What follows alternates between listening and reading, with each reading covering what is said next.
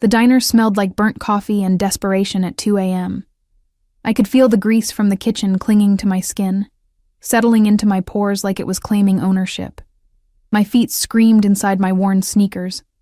The left one had a hole near the toe that I'd covered with duct tape 3 weeks ago. The fluorescent lights above buzzed with that persistent electric hum that had become the soundtrack to my life, flickering occasionally as if they too were exhausted from working the graveyard shift. "Table 7 needs a refill, sweetie." Marge's voice cracked through my fog, and I nodded, grabbing the coffee pot with hands that had stopped shaking from exhaustion hours ago. They just moved now, mechanical, automatic. Pour, smile. Collect tips that barely covered the bus fare home. The diner was nearly empty, just old Joe in his usual corner booth, nursing the same cup of coffee he'd been drinking since midnight, and a couple of truckers who'd stumbled in smelling like diesel and cigarettes. And then there was table 12. I'd noticed them the moment they walked in, though I'd pretended not to. You learn to make yourself invisible in places like this. Don't stare at the expensive suits. Don't wonder why men in $1,000 shoes are eating meatloaf in a dive off Highway 9. Just pour the coffee, take the order, mind your business. But the little girl made it hard to look away. She couldn't have been more than 4, with dark curls that cascaded down her back like silk, the kind of hair that had never known a bargain shampoo bottle. Her dress was pristine white, completely out of place in the vinyl and chrome aesthetic of Sal's diner. She colored quietly in a book, while the 3 men at her table spoke in low voices, their words too soft for me to hear, but their body language screaming tension. One of the men kept glancing at the door. Another had his hand resting near his jacket, in a way that made my stomach clench with unease. I approached their table with the coffee pot, keeping my eyes down, my smile professional. "Refills?" The closest man, broad-shouldered, with a scar running through his left eyebrow, nodded curtly. As I poured, I caught a glimpse of something metallic beneath his jacket. My hand trembled slightly, and a drop of coffee splashed onto the saucer. "Sorry," I whispered. "It's fine." The man's voice was cold, dismissive. I didn't exist to him. I was just the help. The little girl looked up at me then, and her eyes, dark and impossibly large, locked onto mine. She smiled, sweet and innocent, and held up her coloring book. "Look." I made the butterfly purple, my heart clenched. "It's beautiful, honey. Sophia. Don't bother the waitress." The man across from her spoke firmly, but there was affection in his tone. He was different from the others, younger, with nervous energy radiating off him like heat. His leg bounced under the table, and sweat beaded on his upper lip despite the aggressive air conditioning. "She's not bothering me," I said softly, meaning it. Something about this little girl in her perfect dress, surrounded by these hard men in this grimy diner, made my chest ache with a nameless worry. I returned to the counter, wiping down surfaces that didn't need wiping, stealing glances at table 12. Marge caught me looking and leaned close, her breath stale with cigarettes. "Those ain't the kind of people you want to notice you, honey," she muttered. "Trust me. Pour their coffee, take their money, forget their faces." I nodded, but my eyes kept drifting back to the little girl. Sophia. Her name was Sophia. The bell above the door chimed, and 3 more men walked in. Everything changed. The temperature in the room seemed to drop. The men at table 12 tensed immediately, hands moving to their jackets. The nervous one, Sophia's father, I realized, stood up so fast his chair scraped loudly against the linoleum. "We need to talk, Marcus." The man who'd just entered spoke calmly, but there was steel beneath the silk of his voice. He was tall, dressed in all black, with eyes that swept the room like a predator assessing prey. Those eyes landed on me for half a second, and I felt stripped bare, seen in a way that made me want to disappear into the walls. "There's nothing to talk about." Marcus, the nervous father, put himself between the newcomers and Sophia. "I told Dominic I'd have the money next month." "Next month isn't good enough." The man in black took a step forward. "You've been stealing from the family, Marcus. That has consequences." I should have walked away, should have gone to the kitchen, hidden in the back, let whatever was about to happen unfold without me. but Sophia was right there, her coloring book forgotten, her little face pale with fear she was too young to understand. "There's a child here," I heard myself say. My voice sounded strange, distant, like it belonged to someone braver than me. Everyone turned to look at me. Marge hissed something under her breath. Old Joe suddenly found his coffee fascinating. The man in black's eyes found mine again, and this time they stayed. Really looked. His expression was unreadable, a mask of control that must have taken years to perfect. "Stay out of this." But Marcus was pulling something from his jacket, and the men with him were doing the same, and suddenly, I wasn't thinking about being invisible or keeping my head down or making it through another shift. I was thinking about a little girl in a white dress who'd shown me her purple butterfly. I moved without deciding to move. My feet carried me across the diner floor as the first shot exploded through the air, a sound so loud it seemed to crack the world open. Sophia screamed, and I was diving, my body covering hers as we hit the floor hard. The impact knocked the air from my lungs. More gunfire, glass shattering, Marge screaming. The world reduced to chaos and smoke, and the thunder of bullets tearing through everything. Sophia's small body trembled beneath mine, her hands clutching at my stained uniform. I pressed her face into my chest, trying to shield her ears, her eyes, trying to protect her from the nightmare erupting around us. Something hot and sharp tore through my shoulder. The pain was incredible, white-hot and all-consuming. I gasped, tasting blood. But I didn't let go. Couldn't let go. My arms locked around Sophia like steel bands. "I've got you," I whispered into her hair, though I wasn't sure she could hear me over the gunfire. "I've got you, baby. I've got you." Another impact, this one against my ribs, stealing my breath, filling my mouth with copper. My vision blurred at the edges, darkness creeping in like a tide. But I held on. Even as my strength drained away, even as the cold started seeping into my bones, I held on. The shooting stopped as suddenly as it had started. The silence that followed was somehow worse, broken only by ragged breathing and the drip of something liquid hitting the floor. Blood, probably. Mine. Footsteps approached, expensive shoes clicking against linoleum. Someone crouched beside us, and I tried to curl tighter around Sophia, tried to be a better shield even though I was falling apart. "Let me see her." The voice was deep, commanding, edged with something that might have been concern. Hands, large and surprisingly gentle, touched my shoulder and I cried out, "She's hit. Call Dimitri. Now. Is she—" A different voice, younger, panicked. "She's breathing. Barely." The hands moved to my face, tilting it up. Through my failing vision, I saw him, the man in black, his face closer now, sharp features and dark eyes that held something like surprise. "Why did you do that?" I tried to answer, but only blood came out. Sophia was crying beneath me, alive and terrified, but alive. "She's nobody," someone else said. "Just a waitress. She's a fucking hero." The correction was sharp, angry. "Get the car. We're taking both of them." I wanted to protest, wanted to say I didn't need help, that I just needed to clock out and catch the bus home, but my body wasn't listening anymore.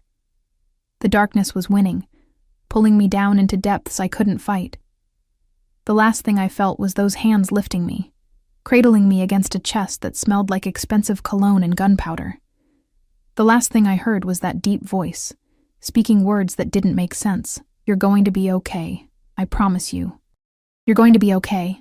Then the darkness swallowed me whole, and I drowned in it. Consciousness returned in fragments, disjointed pieces of sensation that didn't fit together. Softness beneath me. Too soft. Wrong. The smell of clean linen and something floral. Jasmine, maybe. Pain, dull and throbbing, but distant somehow, like it was happening to someone else's body. I tried to open my eyes, but my lids felt weighted down, heavy as stones. My mouth was dry, tongue thick and useless. I attempted to move, and immediately regretted it as fire shot through my shoulder and ribs. "Don't move." That voice again, the one from the diner, deep and commanding. "You'll tear the stitches." Stitches? I forced my eyes open. blinking against light that seemed too bright, even though it was soft and golden. The ceiling above me was ornate, decorated with intricate molding that probably cost more than I made in a year. Where the hell was I? I turned my head, slowly, carefully, and nearly stopped breathing. The room was enormous, a bedroom, but not like any bedroom I'd ever seen. The bed I was lying in could have fit 5 people comfortably, draped in silk sheets that felt like water against my skin. Heavy curtains framed massive windows that overlooked. Was that a garden? An actual garden with fountains and marble statues? How are you feeling? I jerked at the voice, gasping at the pain the movement caused. He was sitting in a chair beside the bed, the man from the diner, still dressed in black, but without the jacket now. His sleeves were rolled up, revealing forearms corded with muscle and marked with what looked like tattoos disappearing beneath the fabric. Where? My voice cracked. Where am I? My home. He leaned forward, elbows on his knees, studying me with those dark, penetrating eyes. You've been unconscious for 2 days. 2 days? Sophia, I gasped, trying to sit up despite the screaming protest of my body. The little girl, is she? She's fine, unharmed, thanks to you. His hand moved to my shoulder, not pushing me down, just resting there, a gentle pressure. You took 3 bullets meant for her. The doctor said another inch to the right and you'd have bled out before we got you here. 3 bullets. The memories came flooding back, the diner, the gunfire, the little girl in my arms, Marcus. Her father. Is he dead? No emotion in the word, just fact. He made choices that had consequences. His daughter doesn't need to pay for his mistakes. I didn't know what to say to that. The room seemed to tilt slightly, and I realized whatever drugs were in my system were strong. Everything felt slightly unreal, like I was watching this happen to someone else.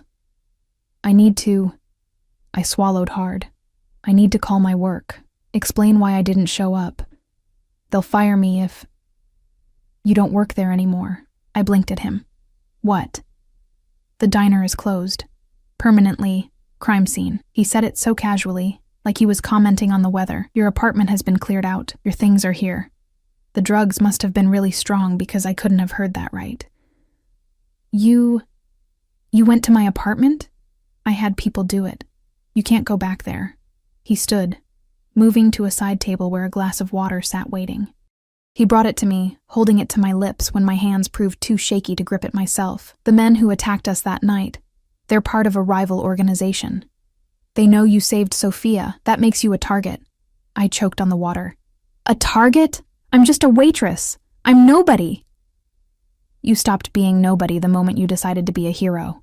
His thumb wiped a drop of water from my chin, the gesture oddly intimate.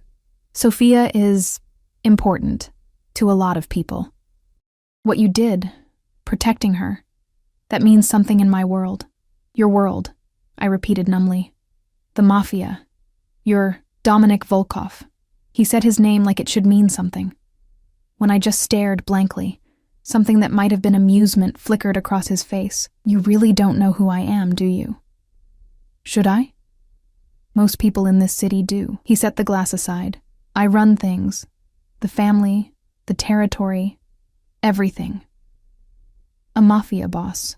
I'd saved the daughter of someone who'd stolen from the mafia, and now I was in a mafia boss's house, and I need to leave, I said, panic rising in my chest.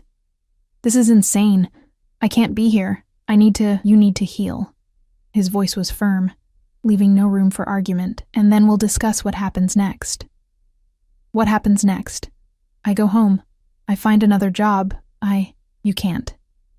He cut me off, and there was something in his eyes now, something hard and unmovable. The men who came for Marcus will come for you. They'll torture you for information about me, about my organization. Then they'll kill you, slowly, unless I protect you. The room spun. This can't be happening. It is.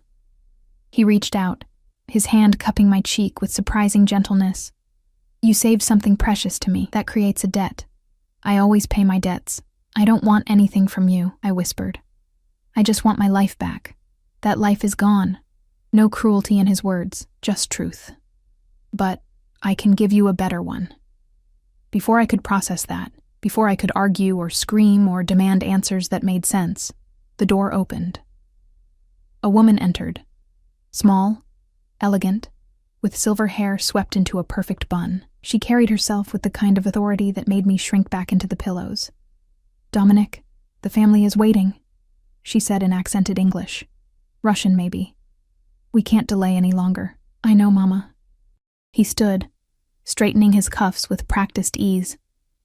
Then he looked at me, and something in his expression made my blood run cold. "Rest.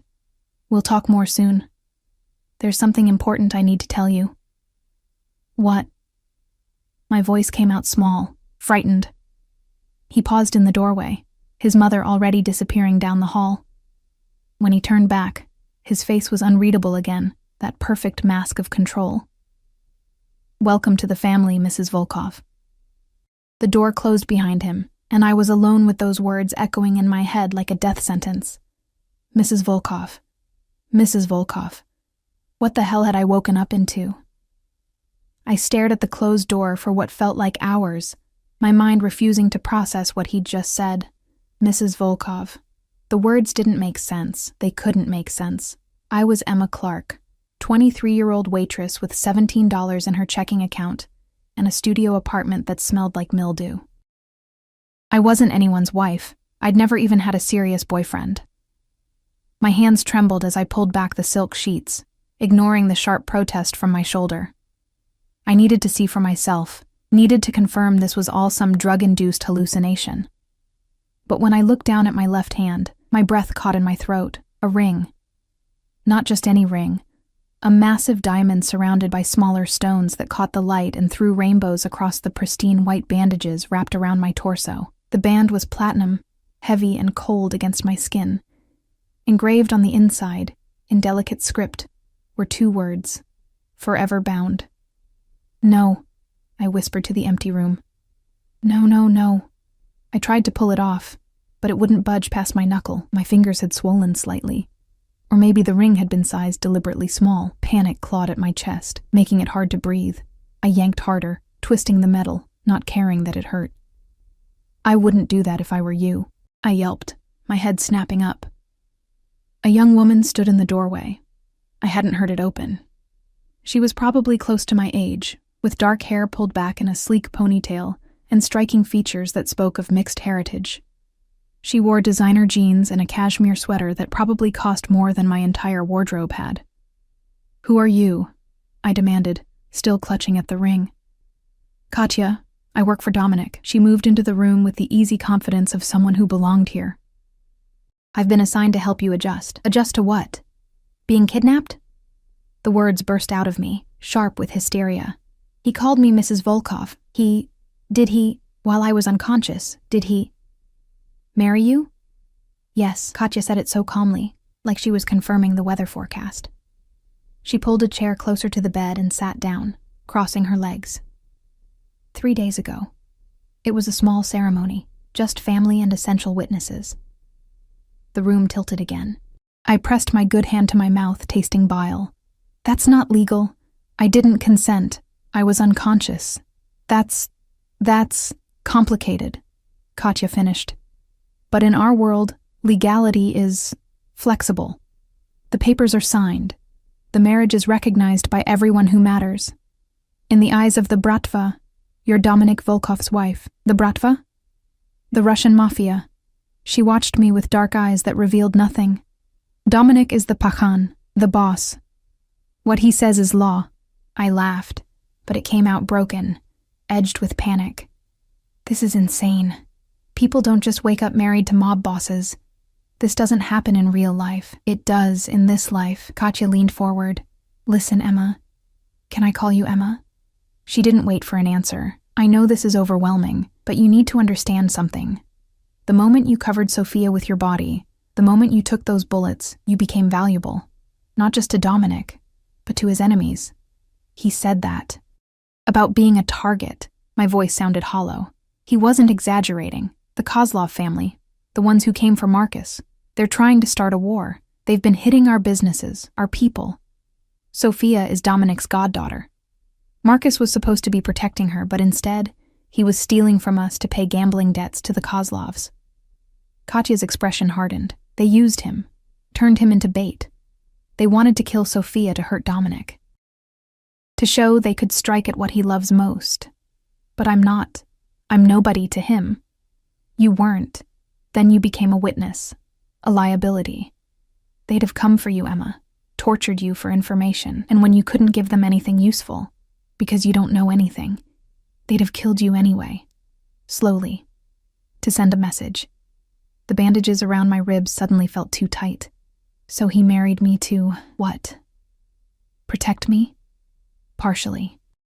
Katya stood, walking to the windows and pulling back the curtains fully.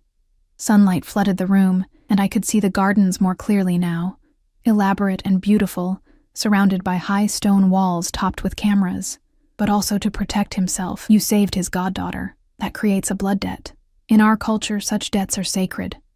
By making you family, by binding you to him through marriage, he honors that debt. He also ensures your loyalty. Ensures my... I shook my head, anger cutting through the fear.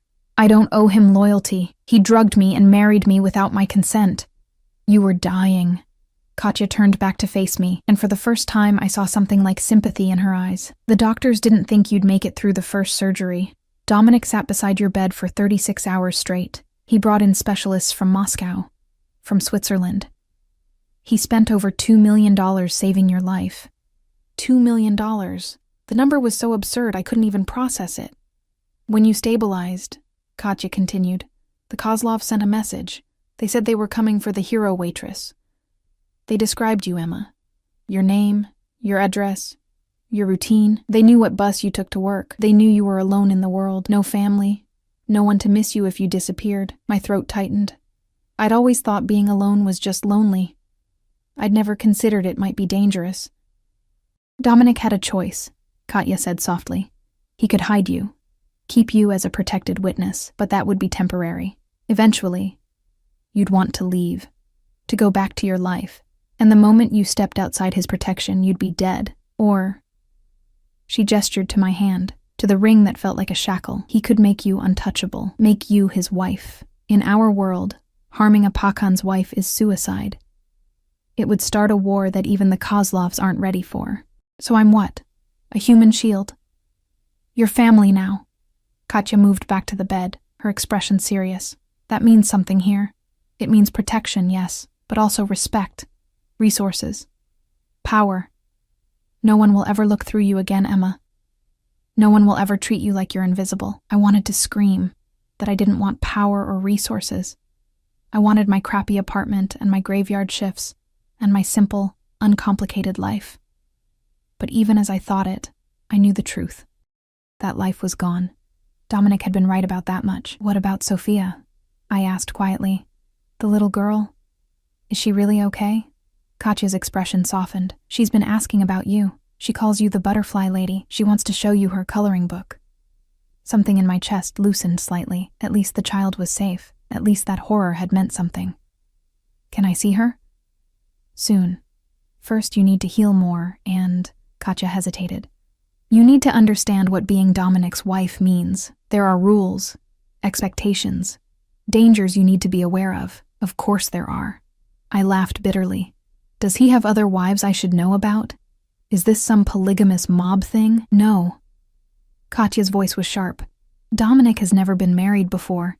He's had relationships, but nothing serious, nothing permanent. This... She gestured around the room. This is unprecedented. The family is shocked. Some are angry. Angry? You're an outsider. American. No connection to the Bratva bloodlines. Some see you as a weakness, a poor choice. Katya met my eyes steadily. Others see you as proof of Dominic's humanity. He's ruled with an iron fist for 10 years. Some were starting to wonder if he had a heart left at all. The door opened again, and this time an older woman entered. The one from before. The elegant one who'd called Dominic her son. She carried a tray with soup and bread, moving with practiced grace despite her age. Katya, leave us. Her accent was thicker than her son's, her voice carrying the weight of authority. Katya stood immediately. Yes, Svetlana. She glanced at me once before leaving, her expression unreadable. The woman, Svetlana, Dominic's mother, set the tray on the bedside table and studied me with eyes that were disturbingly similar to her son's. Sharp, assessing, missing nothing. You will eat, she said. Not a question, a command. I'm not hungry. You will eat anyway. She picked up the spoon and held it out. You are too thin. My son's wife cannot look like she is starving. I'm not really his wife, I said, but my voice wavered. Not in any way that matters. The papers say you are. The family accepts you are. God witnessed your vows, even if you did not speak them yourself. She pushed the spoon closer. In our world, that is all that matters. And what I want doesn't matter at all. Something flickered across her face. Surprise, maybe, or respect. What you want is to be alive. My son has given you that. Now you must decide what to do with this gift. Gift? I laughed harshly. He took away my choice. Choice? Svetlana's expression hardened. You think you had choices before. You worked yourself to exhaustion for wages that barely kept you fed. You lived in a place where the locks did not work, and the heat failed every winter. You had no family, no future, no hope for anything better. She leaned closer. My son has given you a palace, safety, a name that carries weight in this city. And you call this a cage? It is a cage, I whispered. Golden or not. Perhaps. She finally set the spoon down, her gaze softening slightly. But in this cage, you are a queen. Outside, you are prey. Sometimes, girl, the cage is the only thing keeping the wolves away. She stood, smoothing her skirt. You will eat. You will rest. Tonight, you will join us for dinner. The family wishes to meet you properly. And if I refuse, then you will sit in this room and waste away while my son's enemies circle closer. She moved to the door, pausing with her hand on the frame. You are strong. You proved that when you protected Sophia. Do not mistake survival for weakness, Emma. Sometimes living requires more courage than dying. The door closed behind her, and I was alone again with the soup, the ring, and the growing realization that I wasn't going to wake up from this nightmare. Because it wasn't a nightmare. It was my new reality. I spent the rest of the day in that room, alternating between fury and fear. I tried the door. Unlocked, surprisingly, but when I stepped into the hallway, a man in a dark suit appeared immediately, his expression polite but firm. Mrs. Volkov, do you need something? I need to leave. I'm afraid that's not possible, for your safety. So the door was unlocked, but I was still a prisoner, just a prisoner with more expensive walls. I retreated back to the room, my shoulder throbbing despite the pain medication someone had left on the nightstand. I took 2 pills dry, hating myself for accepting anything from these people, but hating the pain more. As the sun began to set, Katya returned with an armful of clothes. The dinner is in 2 hours, she said, laying out a dress on the bed. It was deep emerald green, elegant and expensive. Svetlana thought this would suit you. I'm not going. Yes, you are. Katya's voice was gentle but unyielding. If you don't come down, Dominic will come up here and carry you. He's trying to give you space, Emma, trying to let you adjust, but there are appearances to maintain. The family needs to see you. They need to see him with you. Why? I demanded. Why does any of this matter? Because doubt is weakness, and in this world, weakness gets you killed. She moved closer, her expression serious. The Kozlovs are watching. Other families are watching. They're all waiting to see if this marriage is real or if you're just a temporary inconvenience. If they sense weakness, if they think Dominic made a mistake marrying you, they'll strike. And you'll be the target. So I'm supposed to just play along? Pretend to be in love with a man who married me while I was unconscious? You're supposed to survive. Katya handed me the dress. And eventually, maybe, you'll realize that survival here doesn't have to be a punishment. It could be a beginning.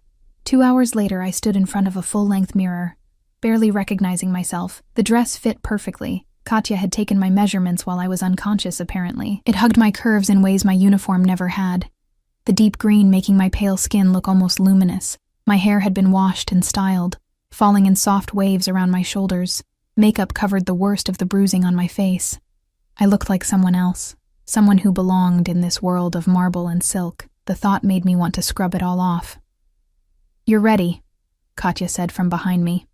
"Dominic is waiting." My heart hammered as I followed her through hallways that seemed designed to intimidate. High ceilings, oil paintings of stern-faced men, sculptures that probably cost more than most houses. Everything screamed old money, power, violence barely contained beneath a veneer of culture. We descended a grand staircase, and I heard voices below. Russian, mostly, with occasional English phrases mixed in. The conversation stopped as we appeared. Dominic stood at the base of the stairs, and for a moment, I forgot to breathe. He was dressed in a black suit that looked like it had been sewn onto his body, every line perfect, every detail exact. His dark hair was pushed back from his face, revealing sharp cheekbones and a jaw that could have been carved from stone. But it was his eyes that held me, dark and intense, tracking my every movement as I descended. He offered his hand when I reached the bottom step. I hesitated, and something flickered across his face. Disappointment? Frustration? "They're watchin'," he murmured, so low only I could hear. "Please." I placed my hand in his, hating the way my skin tingled at the contact. His fingers closed around mine, warm, strong, possessive. "You look beautiful," he said, and damn him, he sounded like he meant it. "I look like a doll you dressed up." His jaw tightened, but he said nothing. Just led me into a dining room where at least 20 people waited, their eyes boring into me with varying degrees of curiosity, suspicion, and hostility. This was my new family. These were the people who would decide if I lived or died, and at the head of the table, Dominic pulled out a chair beside his own, waiting for me to sit in a position of honor I hadn't earned and didn't want. "Welcome home, Mrs. Volkov," someone said, raising a glass, and as I sat down, feeling the weight of all those eyes, I realized with horrible clarity that there was no waking up from this. This was my life now. The dinner was a test, and I was failing spectacularly. Conversations flowed around me in rapid Russian, occasionally switching to English for my benefit, but never quite including me. I sat rigidly in my chair, hyper-aware of Dominic beside me, the heat radiating from his body, the way his hand occasionally brushed my arm when he reached for his wine glass, the subtle tension in his shoulders that told me he was as aware of me as I was of him. Across the table, a man with silver streaking his dark hair watched me with unconcealed disdain. He'd been introduced as Mikhail, Dominic's uncle, second in command. He hadn't smiled when he shook my hand. "So, Emma," he said now, his English heavily accented but clear, "tell us about yourself, your family." The table quieted. Everyone turned to look at me. "I don't have family," I said, keeping my voice steady. "My mother died when I was 12. I grew up in foster care." "Ah, orphan." Mikhail said it like a diagnosis. "And you worked as waitress?" "Yes." "What else can you do?" Another man asked, younger with a scar across his neck. "Besides serve coffee?" The insult was clear. Heat crept up my neck. But before I could respond, Dominic's hand landed on my thigh under the table. The touch was possessive, a warning to everyone watching.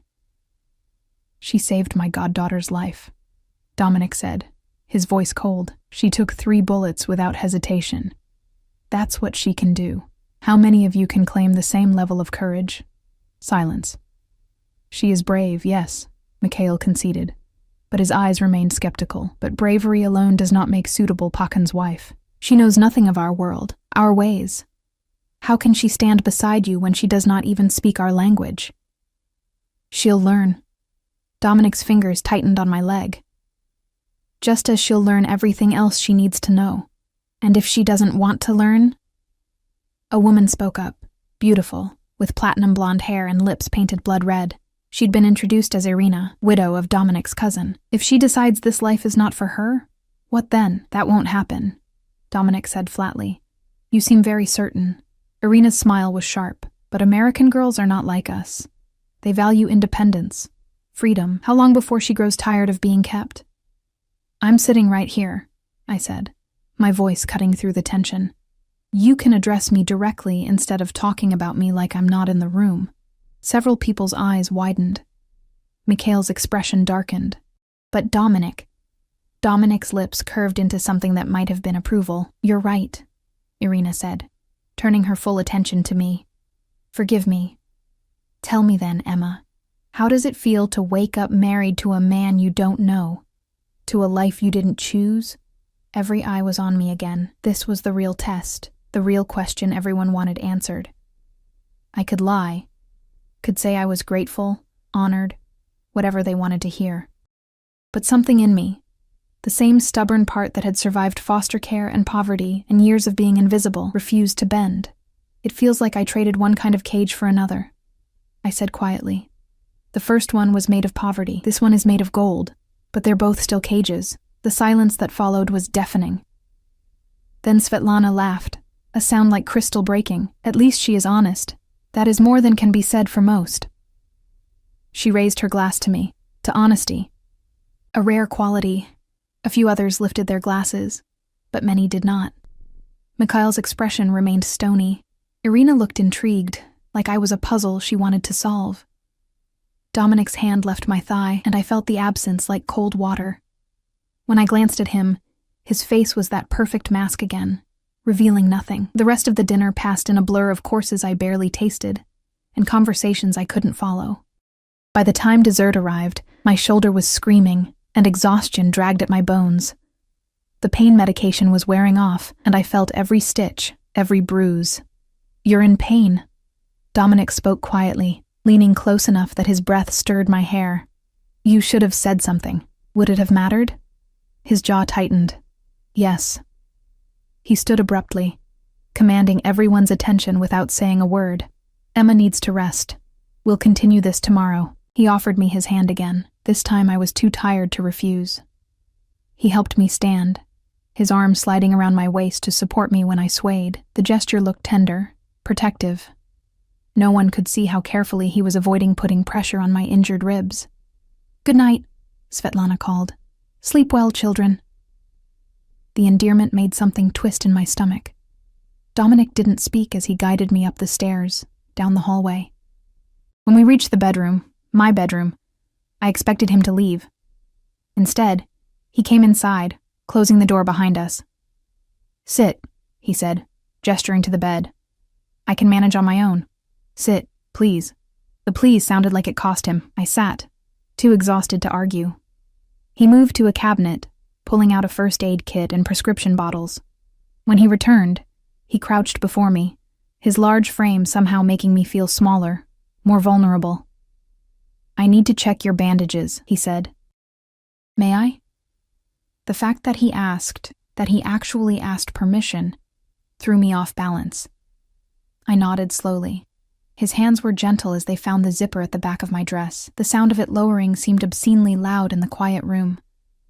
I held my breath as he peeled the fabric away from my shoulders, exposing the bandages wrapped around my torso. "These need changing," he murmured, reaching for gauze and antiseptic. "This might hurt." "Everything hurts." The words came out more bitter than I'd intended. His eyes met mine, and for a moment, the mask slipped. I saw something raw there. Guilt, maybe, or regret. "I know you're angry. You have every right to be." "Do I?" I laughed without humor. "Because it seems like my rights don't matter much anymore. Your safety matters." He began unwrapping the old bandages, his touch careful. "Your life matters. My choice should matter too. It should." He pulled away the last layer of gauze, revealing the angry red wounds beneath, 2 entrance wounds in my shoulder and upper chest, stitched and swollen. "But I wasn't willing to gamble with your life so you could have an illusion of choice." "It's not an illusion if it's real. Isn't it?" He cleaned the wounds with antiseptic, his jaw tight when I hissed at the sting. "You think you were free before this? You were one missed paycheck away from homelessness, one bad shift away from not eating. That's not freedom, Emma. That's survival by the slimmest margin." "It was my life," I shot back. "My struggle. Mine to fail at if I wanted, and now it's mine to protect." He began wrapping fresh bandages, his movements practiced. "I know you don't understand. How could you? You don't know what it's like to lose someone because you weren't strong enough to keep them safe." Something in his voice made me pause. "Who did you lose?" His hand stilled for just a moment. My sister, Katarina. She was 19. They took her to get to me, rivals who thought they could force me to surrender territory. His voice went flat, emotionless. They sent her back piece by piece. It took them 3 days to kill her. Horror closed my throat. Dominic. Sophia looks like her. He finished securing the bandages and sat back. Same dark hair, same eyes. When I saw her in that diner, surrounded by bullets, all I could see was Katarina. All I could remember was failing to save her. His eyes found mine again, and they were haunted. You didn't fail. You didn't hesitate. You just acted like it was the most natural thing in the world to die for a stranger's child. I didn't think, I whispered. She was so small, so scared. I know. His hand came up, cupping my cheek with a gentleness that contradicted everything I knew about him. That's why I can't let them hurt you. Why I won't. You're not just a debt to repay, Emma. He stopped, jaw clenching. You're important. The air between us felt charged, dangerous. I should have pulled away, should have reminded him that I didn't want this. Didn't want him. But my body betrayed me, leaning into his touch like it was starved for gentleness. This doesn't change anything, I said weakly. I'm still a prisoner here. You're protected here. His thumb stroked across my cheekbone. There's a difference. Not to me. Something flickered in his eyes. Frustration, yes, but also something that looked like hurt. He pulled away, standing abruptly. You should rest. I'll have Katya bring your pain medication. Where will you sleep? The question came out before I could stop it. He paused at the door, his back to me. I have my own room, down the hall. Oh, I shouldn't have felt relieved, or disappointed, but somehow, I felt both. Emma. He turned back, his expression serious. But I meant what I said at the hospital. You're going to be okay. I'll make sure of it. Even if it destroys who I am in the process, you're stronger than you think. He opened the door. You'll survive this, and maybe you'll realize that surviving doesn't mean losing yourself. Sometimes it means becoming who you were always meant to be. He left before I could respond, the door closing with a soft click. I sat there in the dim light, wearing a designer dress with my wounds freshly bandaged, a diamond ring weighing down my finger, and tried to remember who I'd been 4 days ago. Emma Clark, waitress. Nobody. But that girl felt like a ghost now, fading with every passing hour. The days that followed developed a strange rhythm. I spent mornings in physical therapy. A stern woman named Olga, who pushed me through exercises that left me gasping and sweating, rebuilding strength I'd lost. Afternoons with Katya, who taught me basic Russian phrases and the complicated hierarchy of the bratva. Evenings at family dinners where I was slowly, grudgingly accepted by some, and openly resented by others. And nights I spent alone in that enormous bed, listening to the house settle, wondering if Dominic was sleeping, or if he was down the hall, working through mountains of paperwork and phone calls that ran his criminal empire. I saw him in glimpses, at breakfast, when he'd ask how I was feeling, at dinner, when he'd sit beside me and run interference with the more hostile family members, in passing in the hallways, always with that careful distance between us, like he was afraid to get too close, like he was afraid I'd break, or maybe afraid of what might happen if he stopped holding back. A week after I'd woken in his house, Katya brought me to a different part of the estate, a wing I hadn't seen before. She opened a door, and my breath caught. It was a library, a real library with floor-to-ceiling shelves packed with books in multiple languages. Leather chairs sat beside tall windows. A fireplace crackled softly. It smelled like paper and wood smoke and possibility. Dominic thought you might like this, Katya said softly. He said he noticed you didn't have any books in your apartment, just a Kindle with a cracked screen. My throat tightened. He'd noticed that? In the middle of everything else, the violence, the chaos, the life or death decisions. He'd noticed what I read. He reads too, Katya continued, usually late at night when he can't sleep. You might run into him here sometimes. She left me alone in that beautiful room, surrounded by stories, and for the first time since waking in this gilded cage, I felt something other than fear or anger. I felt possibility. That night, I found myself unable to sleep. The pain medication made me drowsy, but my mind raced, replaying the dinner conversation, Mikhail's thinly veiled hostility, Irina's calculating looks. I needed air, space, something other than these four walls. I slipped from bed, pulling on a robe Katya had left, and ventured into the hallway. The guard who usually stood watch was gone. Shift change, maybe. I made it to the stairs unchallenged. The house was different at night. Shadows pooled in corners. Moonlight streamed through windows, painting everything silver and black. I found myself drawn back to the library, pushing open the door quietly. I wasn't alone. Dominic sat in one of the leather chairs, a book open in his lap, a glass of amber liquid on the table beside him. He looked up when I entered, surprise flickering across his face before it settled into something softer. "Can't sleep?" he asked. "No," I hovered in the doorway, uncertain. "I can leave if you want privacy."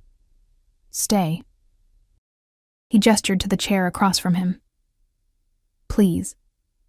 I moved into the room, settling into the offered chair. For a long moment, we just looked at each other. This man who'd stolen my life, and this woman who'd saved his goddaughter, two strangers bound by violence and vows spoken by only one of them. "What are you reading?" I asked finally. He held up the book. "Dostoevsky, Crime and Punishment. I've read it a dozen times. Do you relate to Raskolnikov, the murderer who thinks he's above morality?" His lips curved slightly. "I relate to his guilt, the way it eats at him, the way he can't escape what he's done no matter how he tries to justify it." The honesty in his voice caught me off guard. "Do you feel guilty about marrying me?" "Yes." No hesitation. "Every time I see you look at that ring like it's a shackle, every time you flinch when I come near, every time you call this place a cage." He set the book aside. "But I'd do it again, without hesitation, because you're alive, and that matters more than your temporary hatred of me." "Temporary?" I raised an eyebrow. "I'm an optimist." The self-deprecating humor was unexpected. Or maybe just delusional. Despite everything, I almost smiled. "You're a mafia boss. You traffic in violence and fear. You run an empire built on blood. But you read Dostoevsky and worry about a stranger's feelings. How does that work?"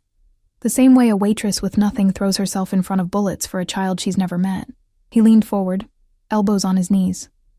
"We're all contradictions, Emma. We're all trying to survive in ways that make sense to us, even when they don't make sense to anyone else." He reached for his glass, took a slow sip. The silence stretched between us, but it wasn't uncomfortable.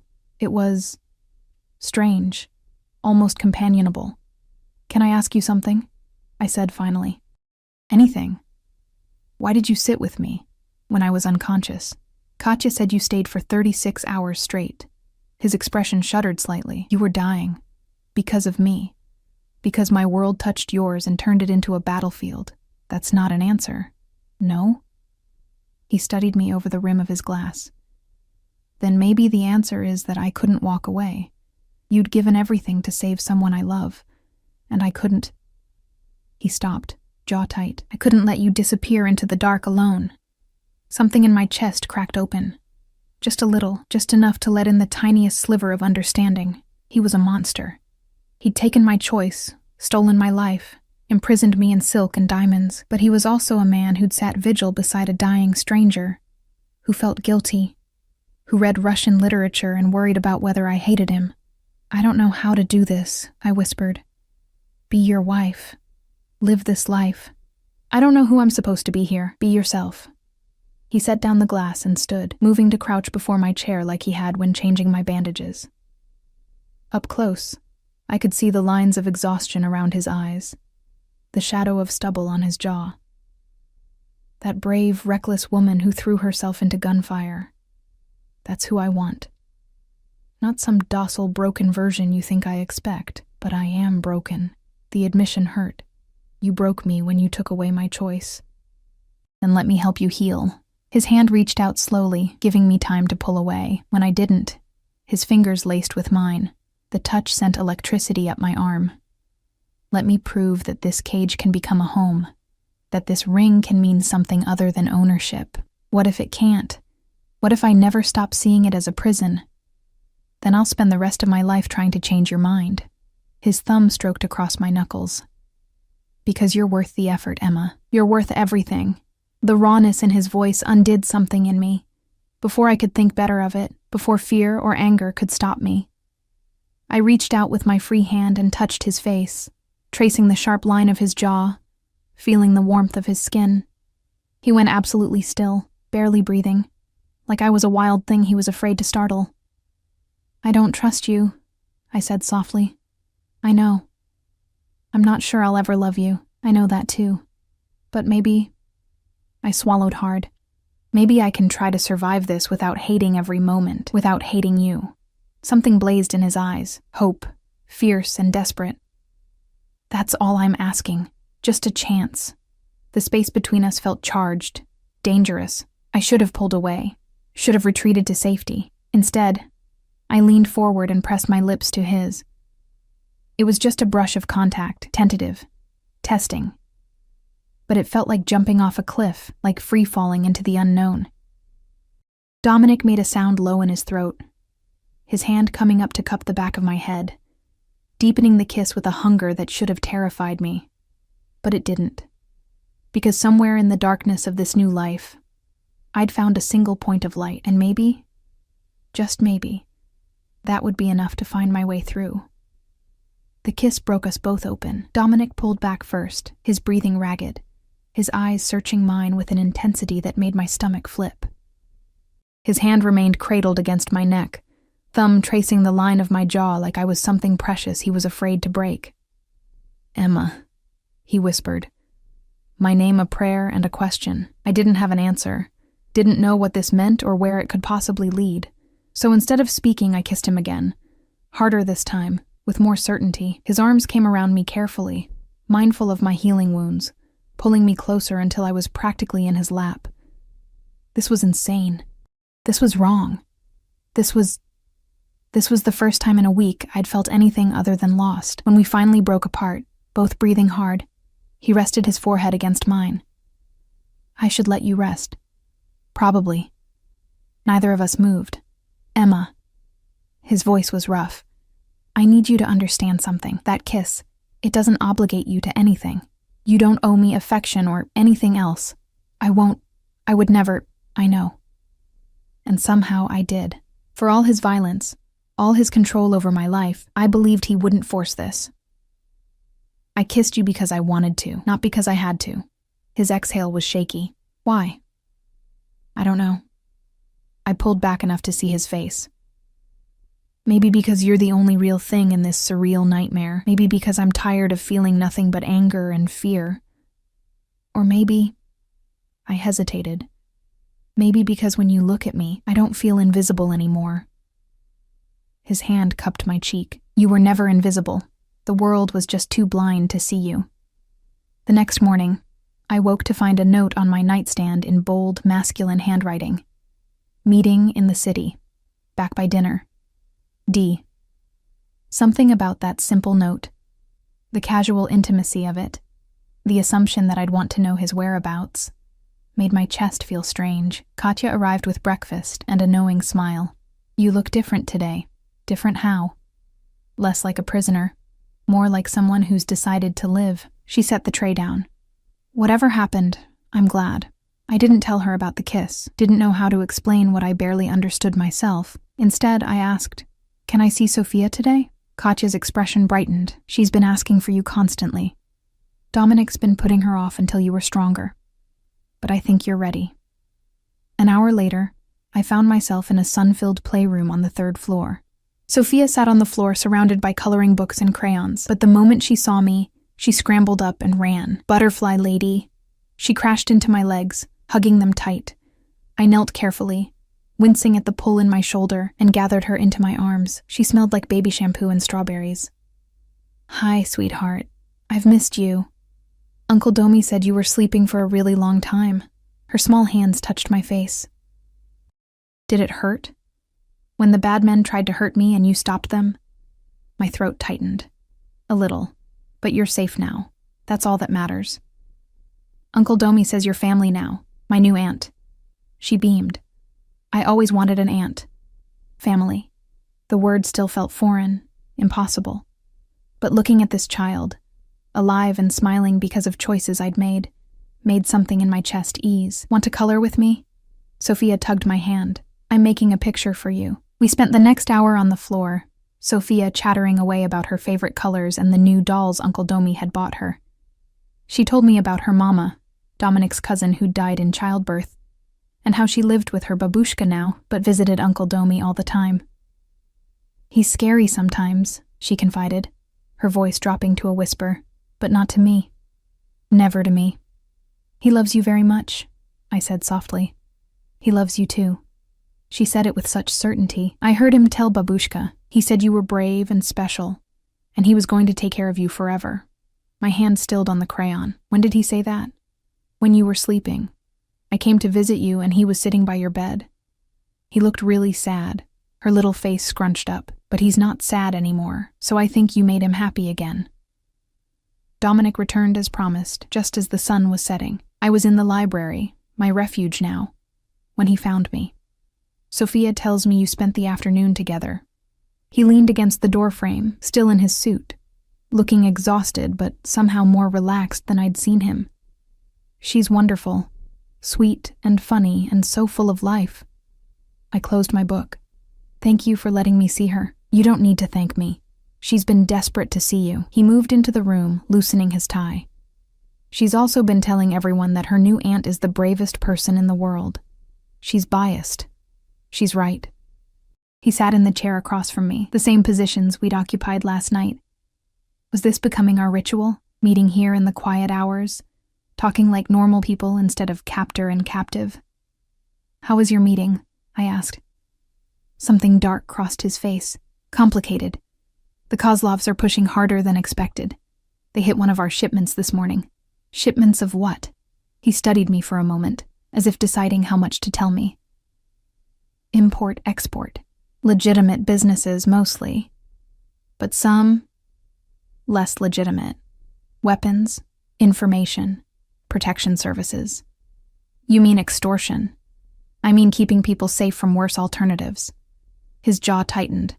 I'm not asking you to approve of what I do, Emma, but I won't apologize for it either.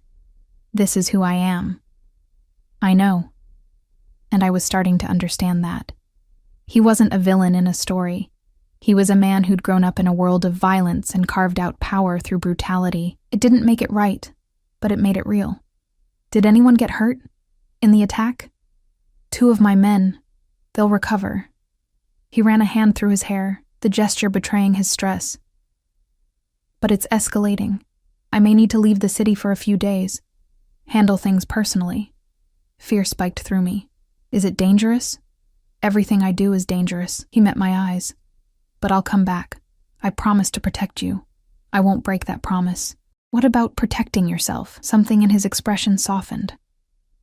Worried about me, Mrs. Volkov? The name still felt strange, but less like a curse now. Maybe. A little. He stood, crossing to my chair, and pulled me to my feet. His hands framed my face, gentle despite their capacity for violence. I have something for you. Close your eyes. Dominic. Please. Trust me. I did somehow. Felt him move away, heard a drawer open. Then his hands were at my throat, fastening something cool against my skin. Open. I looked down. A necklace. Delicate platinum chain with a small pendant. I lifted it, examining the design. A butterfly, its wings spread, rendered in tiny diamonds and emeralds. Sophia told me about her purple butterfly, the one she colored the night we met. His voice was low. I thought you should have one too, something beautiful that's just yours. Tears burned my eyes. You didn't have to. I wanted to. His thumb caught a tear as it fell. I want to give you everything, Emma. Not to buy you or control you, but because you deserve beautiful things. You deserve so much more than what life gave you. I kissed him then, rising on my toes despite the protest of my healing body. This kiss was different from last night, less tentative, more certain. When his arms came around me, pulling me flush against him, I didn't feel trapped. I felt found. "Come with me," I whispered against his lips. "When you leave the city, take me with you." He pulled back, eyes searching mine. "It's too dangerous. Staying here not knowing if you're alive is worse." My hands fisted in his shirt. I don't want to sit in this house wondering if you're coming back. Please. Emma, I know it's crazy. I know I barely know you, but whatever this is, I gestured between us. I want to see where it goes, and I can't do that if you're dead. His laugh was rough, almost broken. "You're going to destroy me. Is that a yes?" "It's an absolutely not. It's me telling you that you're insane for even asking." He kissed me again, deep and desperate. "And it's also me saying yes, because apparently I can't deny you anything." We left for Moscow 3 days later. The private jet was obscene in its luxury. Leather seats that reclined into beds, a full bar, and windows that made the clouds look close enough to touch. I pressed my face against the glass like a child, watching America disappear beneath us, and tried not to think about the fact that I'd never left the country before, had never even left my home state. Dominic worked through most of the flight, his laptop open, phone pressed to his ear as he conducted business in rapid Russian. But occasionally, he'd look up and find me watching him, and something would soften in his expression. He'd reach for my hand, press a kiss to my knuckles, before returning to whatever crisis demanded his attention. I was learning that this was his life. Constant motion, constant vigilance, the weight of an empire resting on his shoulders. And somehow, impossibly, I was part of that now. Moscow hit me like a physical force. The city sprawled beneath gray skies, all Soviet architecture mixed with modern glass towers, beautiful and brutal in equal measure. Dominic's penthouse overlooked the city center, another gilded cage, but this one felt different, more dangerous. The security was triple what it had been at the estate, armed men at every entrance, cameras covering every angle. "The meeting is tomorrow," Dominic told me as we settled in. "You'll stay here with Dmitri and his team. They're the best." "What happens at this meeting?" His jaw tightened. "The Kozlovs and I negotiate. Either they back off or I make them back off." The coldness in his voice reminded me exactly who he was, what he was capable of. That night, I lay in bed beside him. We'd stopped pretending we needed separate rooms, and traced the tattoos that covered his chest and arms. Orthodox crosses, Cyrillic script, images I didn't understand, but that clearly meant something in his world. "Tell me about these," I whispered. His hand covered mine, stilling my exploration. Each one marked something: a rank earned, a crime committed, a person lost. He guided my finger to a date etched over his heart. "That's the day Katerina died. I got it so I'd never forget what weakness costs. You weren't weak. You were human. In my world, those are the same thing." He turned to face me, our noses nearly touching. "Promise me something." "What?" "If something goes wrong tomorrow, if things turn bad, you'll do exactly what Dmitri tells you. You'll run if he says run. You won't try to be a hero." Fear clenched my stomach. "Dominic, promise me, Emma." His hand cupped my face. "I can face anything as long as I know you're safe." "I promise." The words tasted like ash, "but you have to promise to come back to me. Always." He kissed me slowly, thoroughly, like he was memorizing the taste of me. "I'll always come back to you." The next morning, I woke to an empty bed and a note. "Be brave. Be safe. Be mine. D." The hours crawled by. I tried to read, to distract myself, but every sound Dmitri made me stationed jump. Himself by the window, his expression grim, checking his phone constantly. "How long does a meeting like this usually take?" I asked finally. "Depends. Could be an hour, could be all day." He glanced at me. "Try not to worry. The boss knows what he's doing." But I did worry. Paced the penthouse like a caged animal, that butterfly necklace heavy against my throat, wondering if I'd made the worst mistake of my life begging to come here. The sun was setting when Dmitri's phone rang. He answered in clipped Russian, his face going pale. Then he was moving, grabbing my arm. "We need to leave. Now." "What? Why? What happened?" The Kozlovs brought more men than agreed. It's an ambush.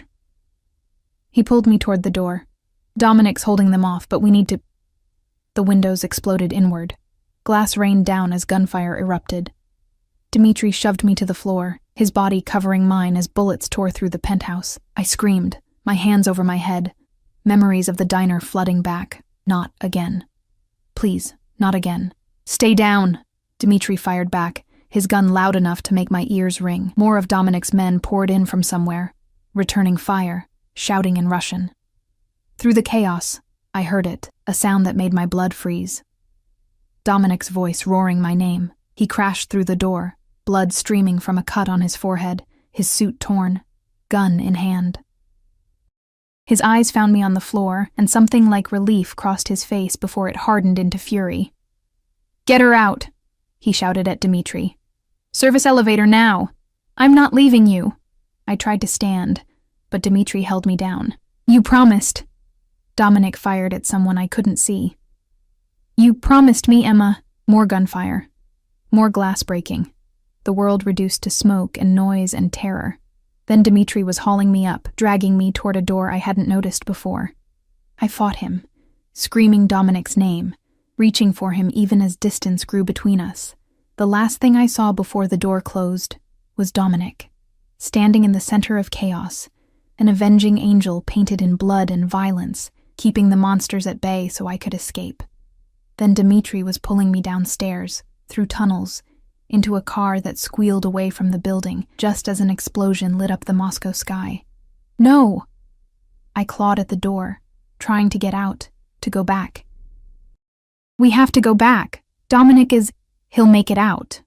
But Dmitri's voice wavered. He always does. We drove for what felt like hours but was probably minutes. My ears rang. My throat was raw from screaming. The butterfly necklace felt like a noose.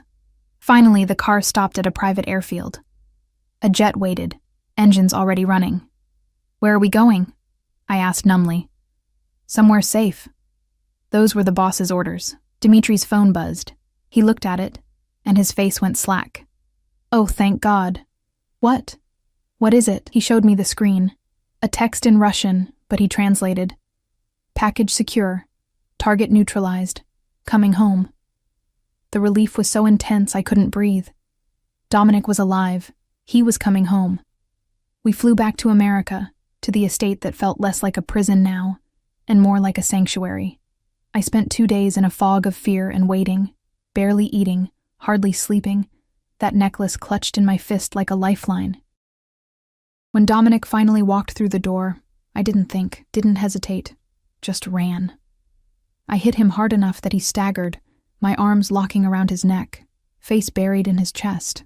He smelled like smoke and copper and something medicinal, but he was solid and warm and alive. "You're okay," I sobbed into his shirt. "You're okay." I promised, didn't I? His arms came around me, holding me so tight it almost hurt. I promised I'd come back. I pulled back just enough to see his face. Bruised, stitched, exhausted but whole. "Don't ever do that to me again." "Do what?" "Make me leave you behind. Make me run while you stay and fight." Tears streamed down my face. "I can't.